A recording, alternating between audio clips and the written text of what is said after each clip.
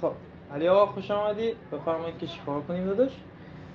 داداش باید آخرای محرم و مجلس‌ها کم کم داره شروع میشه. بله.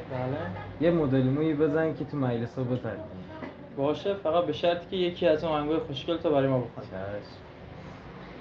نور جاه من تویی، مرهم و جان من، رندگی تو حال من ورل یاره.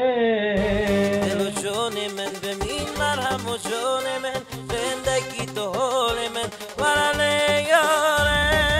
دلم چه دلم دیسا درا از بومدین قده با شانس مایه یلا جان خده جان باشین درد مایه خده جان هلا جان باشین درد مایه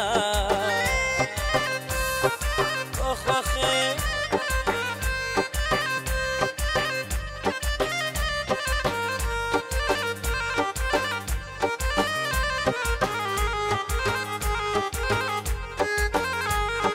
خب علی آقا چطور شد؟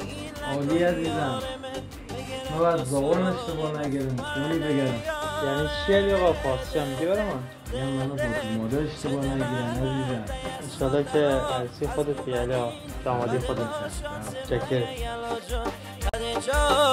باشی درد مایه خده جان هلا جان باشی درد مایه